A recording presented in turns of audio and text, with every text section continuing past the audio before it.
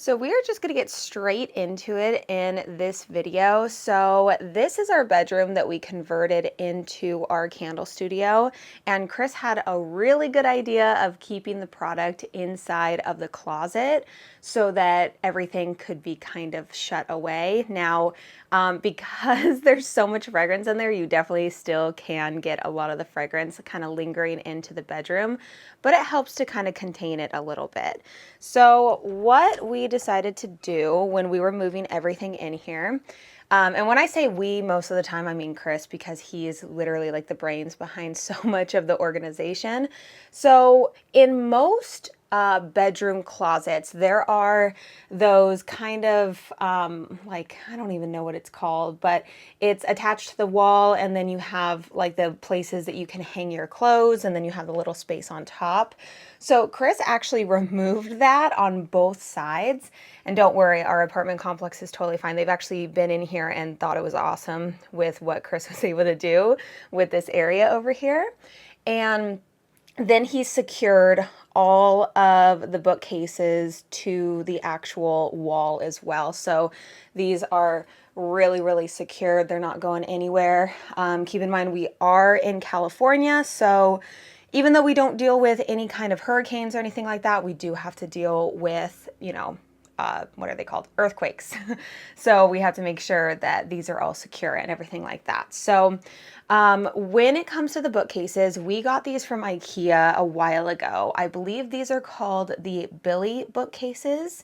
And what's really nice about them is obviously you can see there's a lot of candles that are on each shelf. So I don't know off the top of my head the weight limit per shelf, but that is definitely something you have to take into consideration when you are looking for storage for your products, because candles are heavy and you have to make sure that you are looking at how much weight each shelf can hold. So that is something that's very important to look at. So with this space, you can see that everything is categorized by, which scent it is. It is alphabetical. And then right up there, we do have the room sprays as well. And we just sold our last candle making kits, so we are so excited to not have those up there anymore. And then we can utilize that space up there, because obviously right now it's just, holding some fake plants. And then right over here, we have the area in which we hold the fragrance oil. So because, of course, it is a small space and we want to make sure that we are not allowing sunlight, to be hitting the fragrances, this would be considered probably the ideal cool, dark place for storing fragrances. So it is right next to all of the finished products, but they're kind of over on their own little section right over there. And then right down here, we have the larger jugs. So those ones down there are just larger jugs of, fragrance that we use a little bit more than the 16 ounce.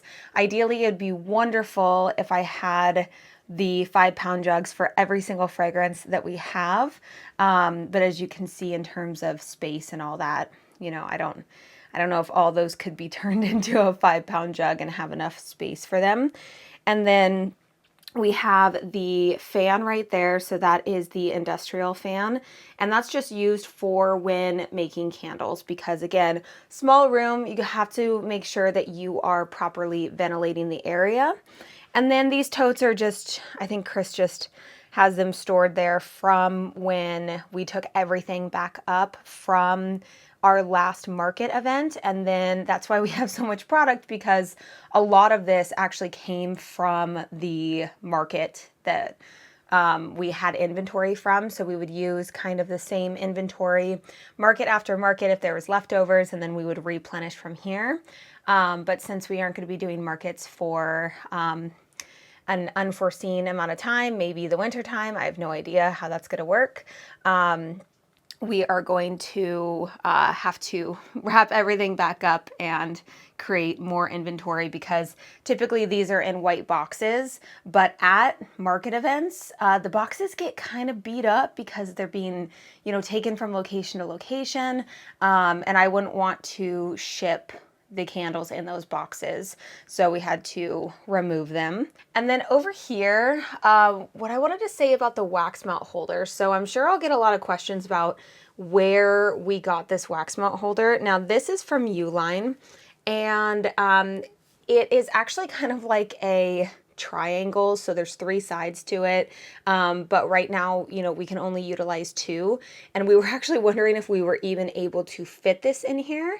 Now in this situation, this is not really ideal, because as you can see, there's actually a lot of space that we'd be able to use that we're not able to because of this big peg holder that I got a while ago. So in my head, I'm thinking that getting maybe another bookcase and then having trays or having some other type of way of storing these would open up a lot more space in here to be able to store a lot more product. And especially with us having a new candle line with new jars, we're gonna need more space. Although there is an empty shelf down there, and then we can clear out that one up there. Chris is very good at organizing and making things work, so I'm not nervous about that. But with this thing, I'm just thinking that in other situations where people have a lot of space and can utilize all 3 panels, it's fantastic. But in this instance, I'm thinking that it could be definitely changed to have a lot more space if we were to get maybe like another bookcase or something like that, and then stored the wax melts differently. But that is just an overview. I thought that you might find it interesting to see how we store all of the product in a bedroom closet. I'm sure this is something that is maybe a little bit more unique compared to how everybody else stores their product. So I really hope you enjoyed today's kind of quick video of just a little tour of the product closet. If you have any questions, feel free to leave them down in the comments section below. I'll try to leave links to the bookcases and also this contraption if you are interested in it and have the space for it. But with that, I think I am going to end today's video right here. If you enjoyed today's video, please make sure to leave it a big thumbs up, as well as subscribe to the channel if you haven't already. Also, don't forget to follow me over on Instagram at Memory Box Candle Co. And I will see you in my next video.